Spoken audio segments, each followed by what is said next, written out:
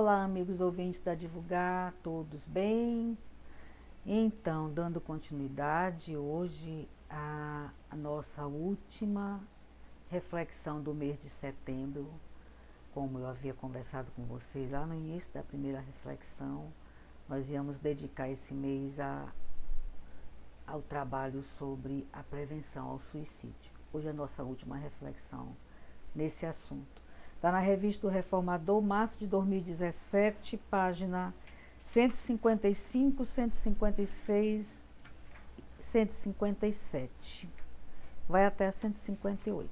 É um assunto bem interessante, é o suicídio infantil. É um assunto bem melindroso, mas de suma importância. Quem nos trouxe esse assunto foi a Clara Lila Gonzalez de Araújo, título Suicídio Infantil. Assim não é da vontade do meu Pai que está nos céus, que pereça um só que seja desses pequeninos. Está lá em Mateus capítulo 18, item 14. E ela começa nos falando sobre o suicídio infantil. Ela começa assim. A frase de Jesus pertence à parábola da ovelha desgarrada, registrada no Evangelho de Mateus, ao comentar o amor de Deus por todos que fraquejam e recuam, amedrontados nas lutas a travar pelas suas vidas terrenas, sem coragem de enfrentar os sofrimentos e as aflições que os consomem. Bela lição de amor demonstrada pelo Mestre, lembrando que o Pai misericordioso nunca deixará em abandono qualquer uma de suas ovelhas e de todas cuidará com carinho e atenção. O bom pastor acolhe a ovelha que respondeu ao seu chamado e a reconduz ao aprisco para que não mais se afaste do rebanho. Nossa intenção, entretanto, é aproveitar o trecho da sublime parábola e qualificar as crianças como os verdadeiros pequeninos de Jesus, que Ele tanto ama, e alertar para a triste realidade de vê-las reagir como adultos, ao buscarem no suicídio uma solução para os seus males. Às vezes a criança ele não comete o suicídio. Eu ainda não li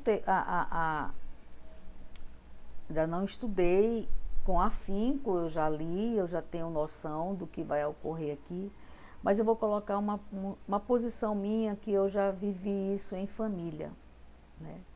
Porque a criança até os 7 anos de idade, ele está mais no mundo espiritual que no mundo material.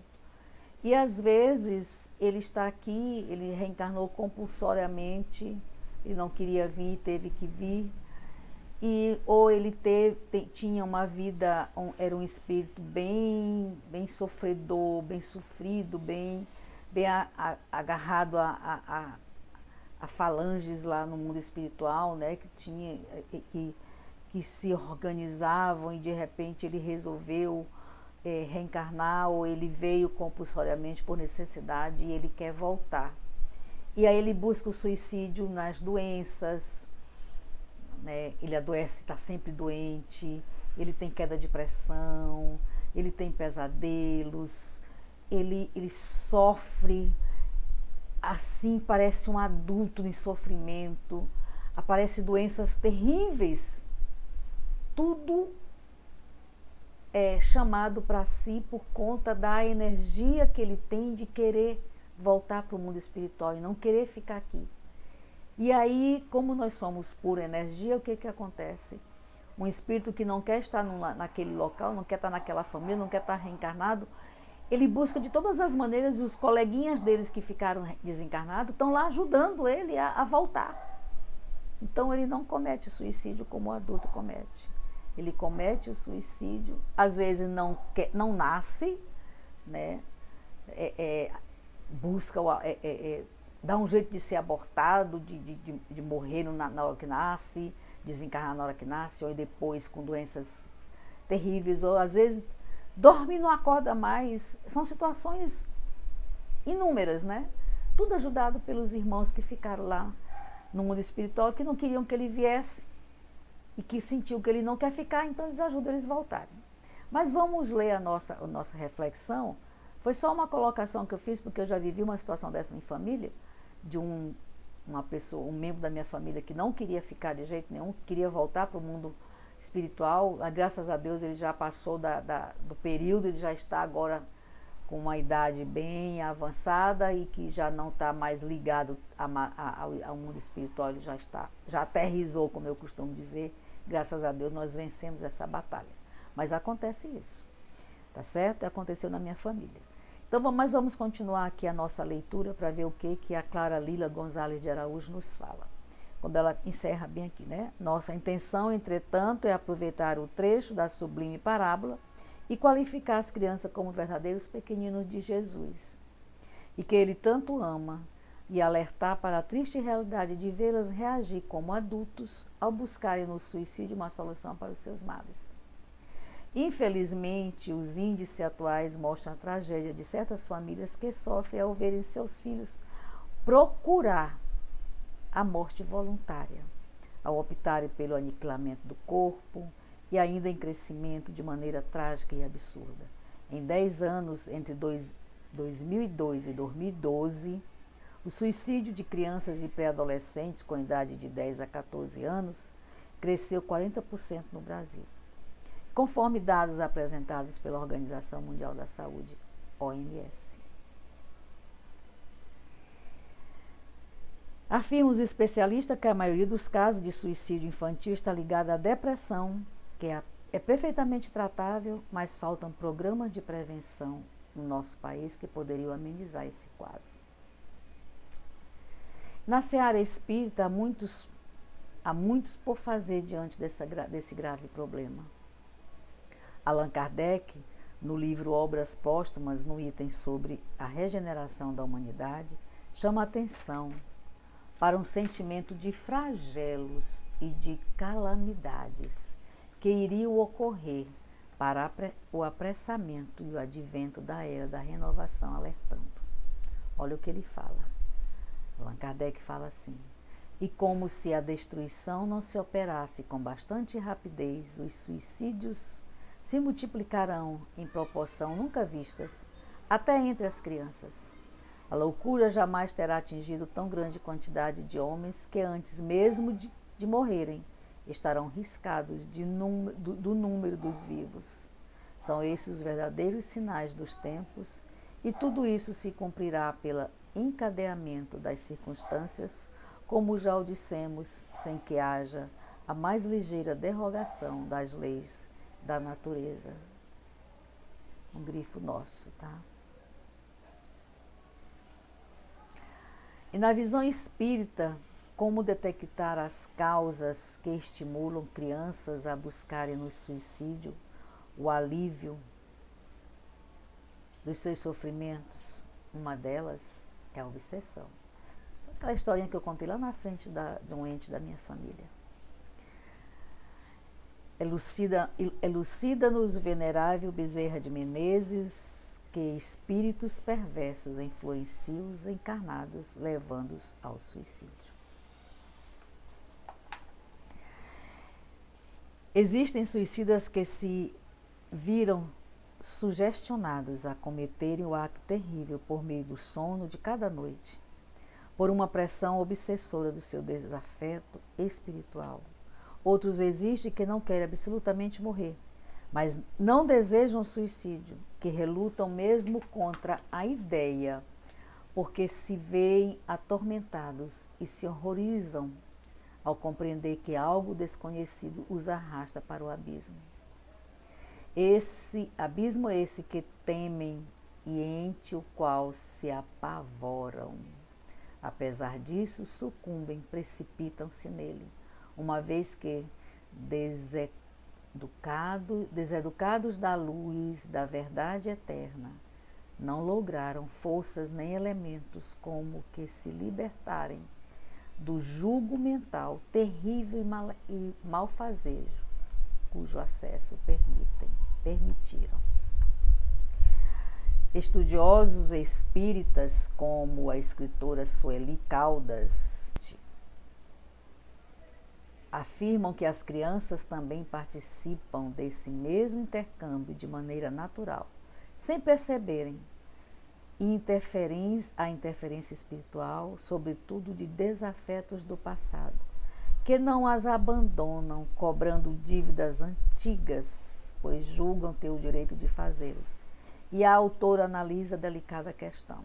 Ela diz o seguinte: a ação dessas entidades inferiores se mostra de diferentes maneiras, desde as perturbações dos sonos, causando pesadelos que infundem o terror noturno, tanto quanto provocando inquietação, irritação, medo, agressividade, mudança de comportamento, depressão, tristeza, complexos diversos, perturbações de aprendizado, até suscitando ideias terríveis de maldade, suicídios e etc.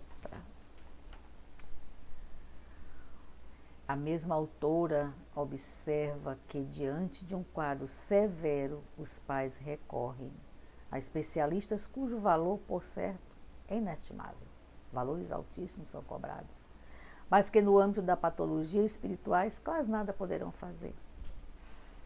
A doutrina espírita estabelece assim a relação que existe entre a obsessão e o suicídio mediante a ascendência que certos espíritos logram ter sobre suas vítimas, causando-lhes incontáveis dificuldades espirituais.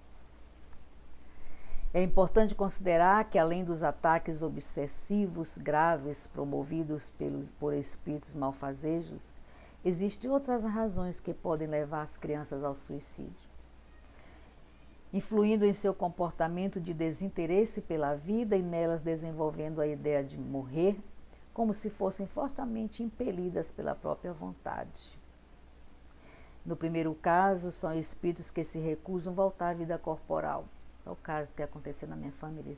Ele não queria ficar de jeito nenhum aqui. Temendo as provações resultantes de sérios comprometimentos perante as leis divinas. É por isso, gente, a necessidade de nós levarmos os nossos filhinhos, pequenos ainda, para uma seara. Ouvir a palavra de Deus. Pode ser no centro espírita, pode ser num templo religioso, católico, evangélico, não importa qual religião, mas busquem, levem seus filhos. Vocês pensam, é para lá com 2 anos, 3 anos, ele não está entendendo nada, está entendendo sim. A matéria não está entendendo, mas o espírito está escutando e entendendo. Na barriga, o bebê já escuta e entende as preces e a nossa conversa. Imagina com 1 ano, meses, levem os filhos de vocês, os netos, os sobrinhos, não importa a idade, pode ser bebê, recém-nascido, levem para ouvir a palavra de Cristo. Porque a matéria não está entendendo, mas o espírito entende. E isso, com certeza, evitaria muito suicídio infantil. Continuando, tais espíritos, ao se conscientizar dos seus atos criminosos, passam a temer a volta ao corpo físico e as dificuldades que terão de enfrentar. Eu costumo dizer que nós espíritas não temos ter medo de desencarnar, nós temos medo do que nós vamos enfrentar quando chegarmos lá, porque nós sabemos que nós vamos ajustar as contas, né? Então existe também a situação inversa, dos espíritos não quererem vir com medo do que eles vão enfrentar aqui. Porque existe um planejamento, eles sabem, eles têm consciência dos equívocos e que eles sabem que eles vão reencarnar para poder resgatar esses equívocos. Mesmo os que vêm compulsoriamente, eles também sabem disso. Então, o medo que a gente tem de ir para acertar as contas, nós temos de voltar para redimir os nossos equívocos. É uma linha paralela e uma corda bamba. Tanto ir como voltar, nós tememos. Principalmente nós que temos conhecimento do Espiritismo, nós tememos. Porque nós sabemos do que nós fazemos. A nossa consciência está bem aqui, acesa, toda hora apontando o dedo para a gente. Essa é a maior dor. Minha avó falava que a maior dor do ser humano era a dor da consciência. E ela não sabia do Espiritismo, hein? Continuando. No entanto, retornam ao mundo material, cumprindo-se a lei da ação e reação, mas tornam-se crianças problemáticas, depressivas, rebeldes, medrosas, expressando conflitos íntimos, sobrecarregando-se de angústias e frustrações na busca do suicídio. Que tristeza, né, gente? Para melhor entendermos os nossos filhos, sigamos os conselhos de Kardec. Kardec fala o seguinte: a educação convenientemente entendida constitui a chave do progresso moral. Quando se conhecer a arte de manejar os caracteres, como se conhece a de manejar as inteligências, consegue-se-á corrigi-los do mesmo modo que se aprumam plantas novas. Essa arte, porém, exige muito tato, muita experiência e profunda observação. Profunda observação. Observar atentos cuidadosamente os filhos, descobrindo as suas aspirações, possibilidades e fraquezas morais, é missão impostergável dos pais. Missão impostergável, hein, pais e mães e avós que estão me ouvindo. O que neles predomina? A inteligência, a bondade, a maldade? É possível verificar neles certos graus de adiantamento moral por meio das conquistas que já fizeram ou possuem interferência que devem ser corrigidas? Se perguntem todos, tá? Essa avaliação nada tem de absolutamente, porque dificilmente podemos conhecer nossos filhos em caráter definitivo. Isso é uma realidade. Aconselhamos os pais que recorram à oração, ao passe, à água fluidificada, à educação infantil, à evangelização. Foi o que eu falei lá atrás. Vamos levar nossos pequerruchos ainda nas barrigas das mamães para evangelizar, para evitar suicídio, para evitar adolescentes com problemas, como fala aqui na frente, né? Tanta questão que a criança tem quando chega aqui, né? Ficam rebeldes, eles fazem tanta coisa e às vezes por conta de outras vidas e a gente não entende e aí a gente fica desesperado. O que eu errei? Onde eu errei? Não erramos em nada. Só erramos em não levar para evangelizar, só isso. E ao culto da evangelização, e ao culto do evangelho no lar, na busca da melhor solução para a resolução dos comportamentos obsessivos dos filhos. Procurar uma boa instituição espírita é condição essencial para todas as famílias que precisam de orientações e acompanhamentos seguros, sobretudo se estiverem passando por momentos graves como esses. Do mesmo modo, sempre devem buscar o auxílio de psicólogos, médicos, educadores e demais profissionais que cuidam de crianças com essas patologias, com vistas ao tratamento preventivo ou medicamentoso, conforme o caso. Aos pais cabe a tarefa maior de ampará-los, dispensando-lhes muito amor, amor que lhes permitirá superar os sofrimentos, os choques e as dores que sentem nesse estado, até que possam transformar suas disposições mentais na busca de um rumo espiritual extremamente melhor.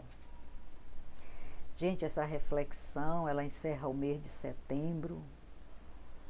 Por isso eu deixei ela por último, porque ela é de suma importância para os nossos pequerruchos, os nossos filhos, nossos netos, nossos sobrinhos, os filhos dos nossos amigos, né?